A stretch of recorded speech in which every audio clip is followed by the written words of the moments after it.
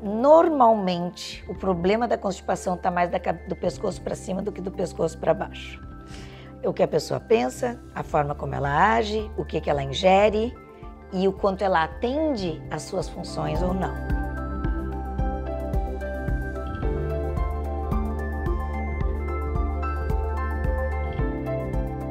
Olá, sejam muito bem-vindos ao nosso videocast Esclerose Múltipla em Foco, Informação e Inovação. Eu sou a doutora Maria Cecília Aragão de Vecino, neurologista e coordenadora do Núcleo de Esclerose Múltipla e Doenças Desmielinizantes do Hospital Mães de Vento, e tenho o prazer de receber hoje a doutora Heloísa Guedes Muniz, médica coloproctologista aqui do hospital e parceira de longa data no atendimento dos pacientes com esclerose múltipla. Prazer é meu. Obrigada. Então, assim como aquela questão dos sintomas urinários, a gente cada vez mais tem percebido as dificuldades de funcionamento intestinal dos pacientes também. Aí a pergunta, quando que a gente tem que começar a suspeitar? Nós neurologistas, né? O paciente também, mas nós, quando é que, né, tem que acender a luz? Bom, antes de mais nada, te agradecendo o convite, porque é muito interessante a gente poder fazer esse link interativo, né, das especialidades com doenças que afetam vários sistemas. É muito importante, o intestino é um órgão que tem uma variação de funcionamento muito grande, mesmo em indivíduos sem diagnóstico nenhum. Uhum. Um indivíduo tido como normal, ele poderá ter N variações na função do intestino. Então, antes de mais nada, quando a gente tem um paciente com diagnóstico de uma doença crônica, é importante a gente conhecer, entre outras funções básicas, como costuma ser a função intestinal dele. Se ele já é uma pessoa com tendências a algum sintoma intestinal, a gente fica um pouco mais antenado, porque ele poderá exacerbar isso. Se ele tem um padrão considerado relativamente normal, bom, aí qualquer alteração a gente também pode se antenar, que é um primeiro momento para pensar sobre o assunto. A definição do normal também é muito variada, porque existe a pessoa que é normal, que vai evacuar a cada 2 dias, existe a pessoa que é normal, que poderá evacuar 3 vezes num dia. O que importa é que ela tenha uma evacuação, que ela se sinta bem, não tenha dor, tenha uma sensação de satisfação ao evacuar, tirando grandes fixações que não vêm ao caso, né? Mas assim, uma evacuação de um volume fecal habitual, uma bananinha, como eu digo, tá tudo ok. E aí a pessoa, quando ela percebe esta modificação, ela deve sinalizar. Então, talvez o que a gente possa trabalhar no paciente com o diagnóstico recém-recebido é: me sinaliza se tu tens alguma dificuldade no intestino. E a partir disso nós vamos ver se a gente pode usar meramente alguma medicação para ajustar ou se a gente vai precisar começar a fazer alguma avaliação nesse sentido. E para nós, né, nós não especialistas, a gente tem um pouco de culpa no cartório, né? Porque geralmente a gente tem um ponto de corte, né? A partir do diagnóstico tu tem uma mudança de estilo de vida. E, às vezes, o que a pessoa traz é resultado dessa mudança do estilo de vida. E a gente fica perdido. Então, essa é a grande questão, né? O que mudou? O que a gente consegue definir ou não, né? Aí a gente precisa de vocês. Com certeza, para isso que estamos aqui. Talvez seja muito interessante a gente pensar uma coisa.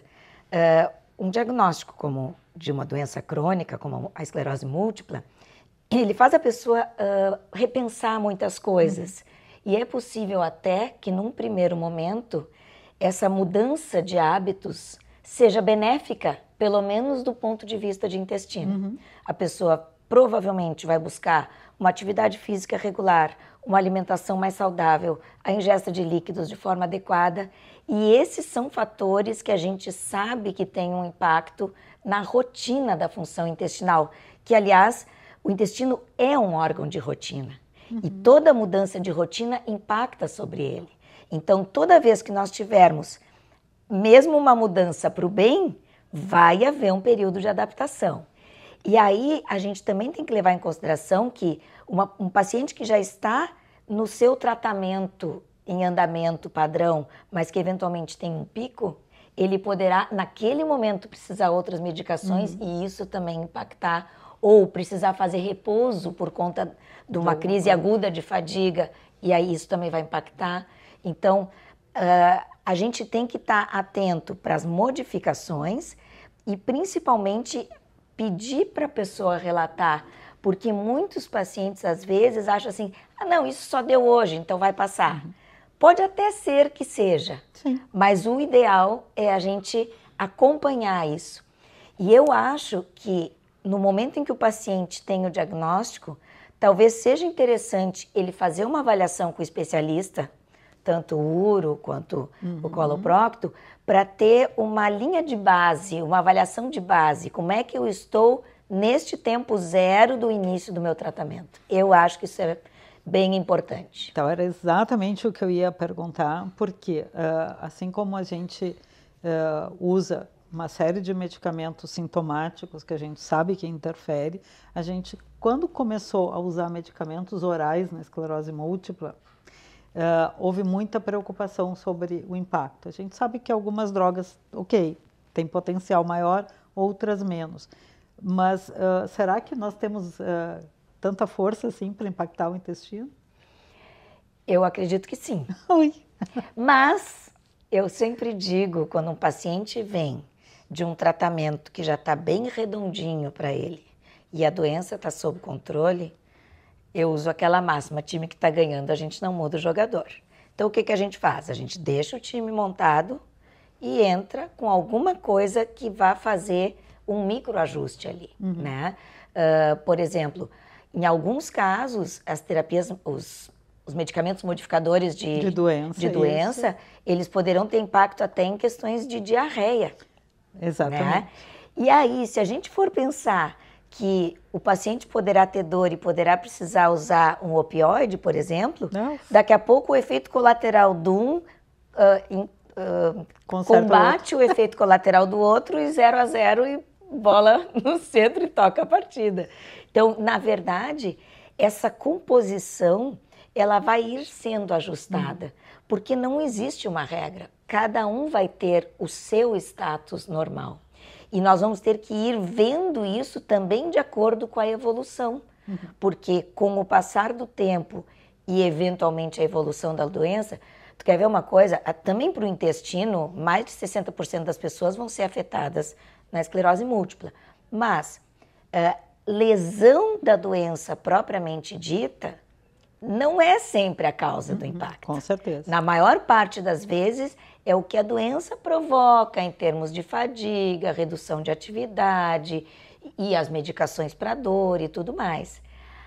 Agora, talvez um ponto que seja importante a gente frisar aqui é o seguinte: aquele paciente em que tu tem certeza que existe uma lesão medular, este paciente muito provavelmente vai desenvolver uma alteração de origem neurológica própria da doença nos esfíncteres, tanto na região intestinal quanto urinária. Esse paciente provavelmente vai precisar ser olhado mais de perto.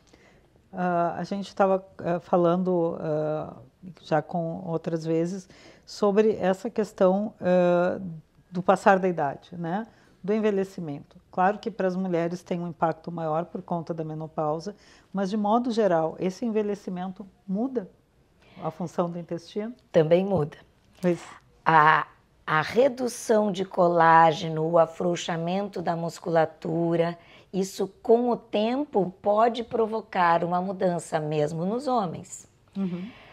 Na mulher, a menopausa impacta, porque a gente até nem imagina que é tão dependente dos hormônios como somos. Então, as nossas funções vão ser impactadas também. Até porque, às vezes, algumas mulheres na menopausa desenvolvem alterações tiroidianas, às vezes a questão endocrinológica fica um pouco bagunçada, né? Então, e a gente também não pode esquecer que no processo de envelhecimento, às vezes aquele paciente que tinha um fator de risco para diabetes tipo 2, ele vai desenvolver diabetes tipo 2, ele vai entrar com uma medicação para controlar a diabetes, isso também poderá ter impacto. A própria diabetes tem impacto em nervos autonômicos de percepção esfincteriana, e aí daqui a pouco nós vamos ter soma de futuras complicações, então a gente também tem que atentar para isso, para tentar otimizar ao máximo aquele paciente em não perder tanto quanto poderá estar iniciando a perda. Então, quase sempre a gente realmente vê tanto a questão de constipação quanto de incontinência, urgência, a gente vê tudo isso. O que vocês veem com mais frequência? Pois então, a constipação costuma começar sendo mais frequente do que a incontinência. A incontinência, em geral, ela chega mais para nós quando o paciente está com a polifarmácia, ou em alguns casos em que a doença lesou a capacidade porque o peristaltismo intestinal, ele é múltiplo. A fisiologia da evacuação é uma combinação de múltiplos estímulos neurológicos autonômicos. Um estímulo contrai, o outro estímulo relaxa e o outro faz a propulsão. É uma dança. Então, quando algum componente dessa dança está desarticulado e principalmente o que empurra é o que está mantido ou hiperestimulado, o resultado final vai ser a diarreia. E aí, de novo, entram mais alguns fatores. Poderá haver, concomitante a essa alteração intestinal, uma alteração esfincteriana na continência. O esfíncter anal poderá estar enfraquecido. Agora, pode ser que essa alteração intestinal do esfíncter não venha só da doença. Pode ser que esteja relacionada com a idade, com uma paciente que teve 4 partos normais na idade jovem, com uma paciente que está com a diabetes e também está com algum grau de perda, e aí as coisas se somam. De qualquer forma, o ponto mais significativo, ou pelo menos mais frequente, é a constipação. Porque os pacientes começam a ter uma dificuldade de expulsão por uma certa rigidez ou dificuldade de percepção na conexão cérebro-esfincteriana de que o reto tem algum conteúdo a ser eliminado. E ao não perceber isso, a pessoa não se movimenta para. E aquele conteúdo que estava ali vai sendo ressecado e impacta. E aí, na carona disso, às vezes vem o que a gente chama de diarreia ou incontinência paradoxal. As fezes estão impactadas, a pessoa inclusive pode ter bastante desconforto por isso, e escorre ao redor um volume fecal líquido que está vindo mais de cima e que não chegou a formar volume. Então, de novo, eu acho que o paciente que tem essa tendência, ele precisa estar sendo visto por alguém com experiência na área para ajustar e ajudar nesse desenrolar, evitar a impactação. Mas, ao evitar a impactação, a gente tem que usar um laxante que não provoque uma diarreia, porque quem sabe logo ali ele também vai ter uma certa dificuldade de contenção. Todos nós, em estado normal, se nós tivermos uma diarreia muito profusa, nós poderemos ter um episódio de incontinência, porque um dos fatores é a consistência das fezes. Então, isso numa pessoa que já tem um fator de risco pode ser um elemento a mais. O que a gente considera, aí vem o neurologista, né? Leigo plus intestino. O que a gente considera, como tu colocasse, um episódio de diarreia, agora a gente está nessas coisas virais, essas coisas todas, tudo bem, a criatura se esvai, pode acontecer qualquer coisa ruim. Com qualquer um de nós. Com qualquer um e, né, tá todo mundo na chuva. Quando é a constipação mesmo? Existe algum critério para isso? Pois é difícil, porque isso às vezes pode vir na carona, por exemplo, de uma crise, de um surto. O paciente teve um surto da doença, ficou acamado. Aí ele vai entrar com N medicações, vai ter uma redução de mobilidade, eventualmente vai alterar a dieta, às vezes um opioide entra junto se tiver dor na jogada, e esse pode ser o momento de um início. Só que nesse momento é difícil a gente saber se aquilo está acontecendo por aquela mudança específica de rotina, agudamente, ou se aquilo é o início de um desenrolar. Uma coisa que a gente pode fazer, muitas vezes, até no exame do consultório, quando a gente faz o toque retal, a gente pergunta para o paciente se ele percebe o toque, se ele consegue contrair, se ele consegue relaxar, que na verdade, vamos dizer, é um teste clínico que é o que a manometria no retal mede e bota no papel. A manometria no retal é o nosso eletrocardiograma. Então, isso que agora eu ia te perguntar. O que a gente faz? Então, a gente manda para vocês fazem o quê? A gente pede. Não, no exame clínico do consultório, muitas vezes tu consegue ter alguma ideia se o esfíncter está hipertônico, se a percepção retal está reduzida, se o reto está cheio e a pessoa não está conseguindo esvaziar, tu consegue ter algumas ideias. E aí, para a gente poder mapear isso de uma forma objetiva, até para ter também um parâmetro de longo prazo, em geral, é um bom momento a gente pedir uma manometria no retal. Porque nessa hora, a manometria ela te dá pressão de repouso do esfíncter, pressão de contração, sensibilidade, reflexo, quando é que a pessoa percebe a vontade e aquele reflexo está sendo desempenhado ou não. Tudo isso junto nos dá uma ideia daquele momento. E isso, no decorrer do tempo, se começa a haver alguma alteração com recorrência, a gente pode ter uma ideia de que está realmente evoluindo a lesão ou a repercussão da doença nessa área, ou não, foi uma coisa aguda e aquilo já se resolveu. Claro que num episódio único a gente não precisa pedir a manometria, mas talvez numa pessoa que esteja começando a apresentar eventuais alterações, tu ter aquela leitura inicial vai te ajudar a longo prazo, inclusive se tu precisares no futuro implantes de dispositivos, uso de toxina para liberar esfíncter hipertônico e tudo isso. Tu precisa ter essa avaliação basal para ter um parâmetro. Uma coisa que é muito comum no nosso meio, menos comum fora, é que as pessoas vão para a farmácia e compram tudo que querem, né? Então, assim, às vezes tu vê que o sintoma já está lá, né? E a pessoa está usando X coisa. Seja para segurar, seja para soltar. Aleatório o negócio. E uma das coisas que eles têm acesso, que são os tradicionais laxantes, que é o que a gente mais vê.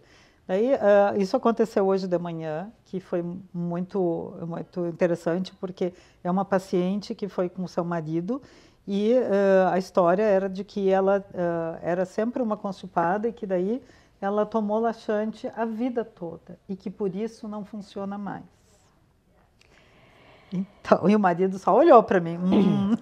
Então, bom, isso é um assunto assim que tem muitas nuances e muitas apresentações. O que eu costumo dizer para os meus pacientes constipados é que normalmente o problema da constipação está mais do pescoço para cima do que do pescoço para baixo. O que a pessoa pensa, a forma como ela age, o que ela ingere e o quanto ela atende às suas funções ou não. O que acontece? A nossa vida em sociedade muitas vezes nos limita em várias questões. É raro se ver um animal solto no campo com constipação, mas já se vê muitos animais domesticados vivendo vida de apartamento com constipação. O que é isso? É uma adequação comportamental e nós temos isso.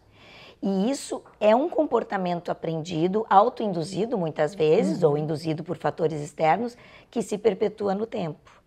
Mas por que uma professora primária que passou a vida inteira ensinando, não tinha tempo de atender o intestino e era constipada, por que quando ela se aposenta ela fica boa? Não era um problema do intestino. Com certeza não. Então, eu costumo usar esse exemplo, claro, até provem o contrário, que a gente sabe que existem casos que realmente existe inércia colônica, existe uma série de coisas. Mas, em geral, o que acontece? A pessoa não procura uma ajuda especializada.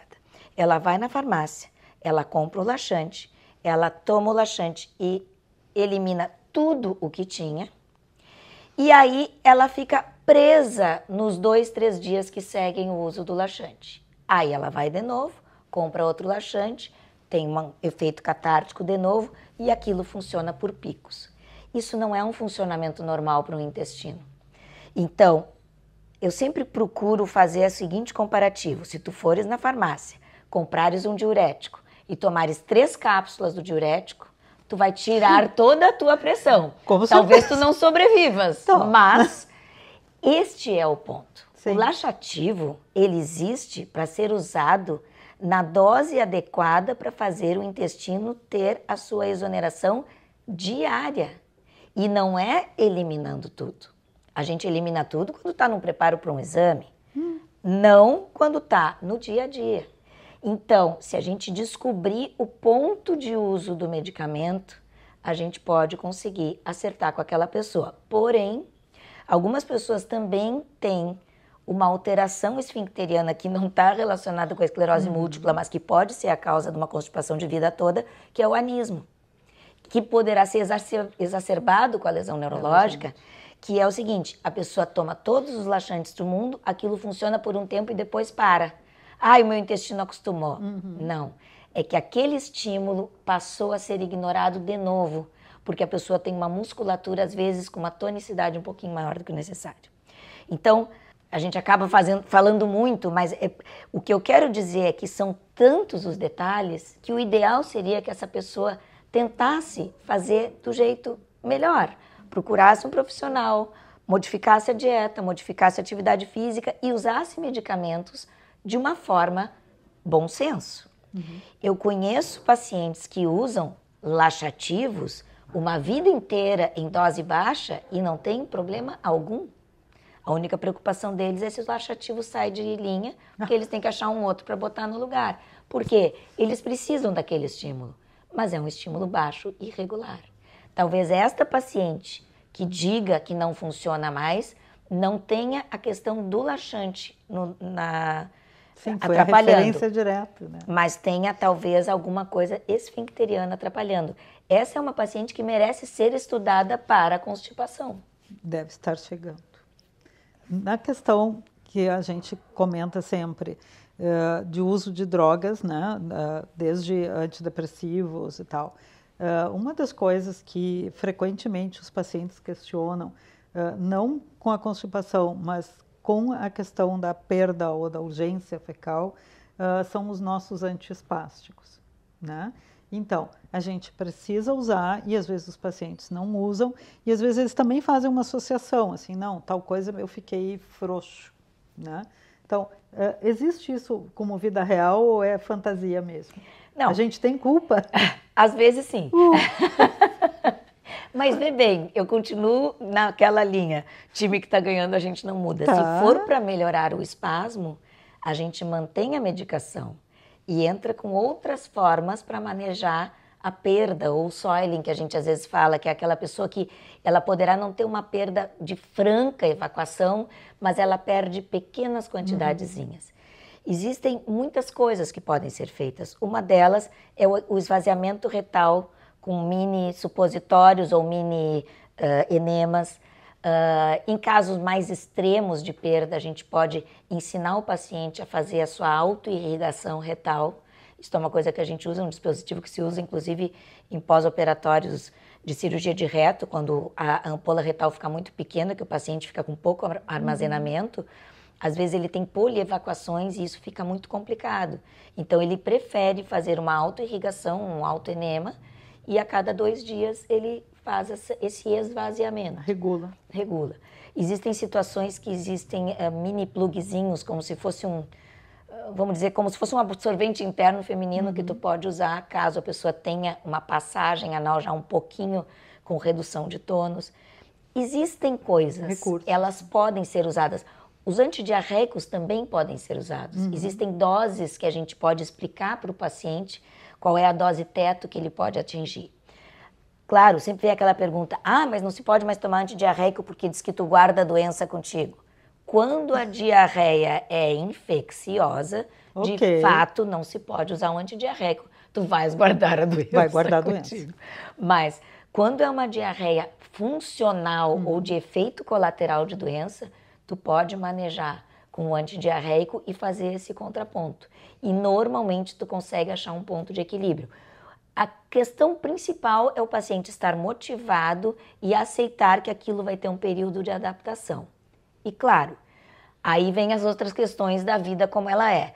A pessoa pode estar se tornando intolerante à lactose, ela poderá pode ter feito uma cirurgia de vesícula, estar com um pouquinho menos tolerância a gorduras e ao comer a gordura ela tem diarreia. Então a gente também tem que contemplar esses outros elementos para fazer a peneira e o ajuste. Essa questão da intolerância à glicose tem sido para nós um certo problema, porque boa parte dos nossos comprimidos Tem. Mas aí é que tá, tu pode usar a enzima. Sim, Com né, bastante tranquilidade. Realmente o nosso leite está com algumas questões. E é interessante aquela coisa assim, não, a história invertida, né? Ah, não, eu tenho isso há um tempão, né? Eu tô ruim, minha barriga incha, não sei mais o quê, parará, toda coisa assim, anos a fio e também ninguém conecta, né? Até que alguém, né, ou a vizinha fala, será que pode? Será que não é alguma Será coisa que, do tipo? então, sabe? Exato. Cada vez mais coisas externas funcionando para a gente, né? Sim, com certeza. E as intolerâncias alimentares, na medida em que a gente está entrando para uma sociedade de muita alimentação processada, elas estão muito em voga. E a gente tem que realmente ficar atento para isso. Porque, principalmente um paciente que está vulnerável a muitos efeitos colaterais medicamentosos, isso realmente é uma coisa que é um estrago na vida da Com pessoa, certeza. né? Então, a gente estando atento a isso, conseguir fazer esses ajustes, é uma sopa de letrinhas que a gente vai selecionando e montando as palavrinhas. Para cada um. Para cada um. Doutora Heloísa, muito obrigada novamente. É um prazer. A gente precisa de muita ajuda e os nossos pacientes também, até porque nós somos muito ignorantes nessas coisas. Idem para o teu lado.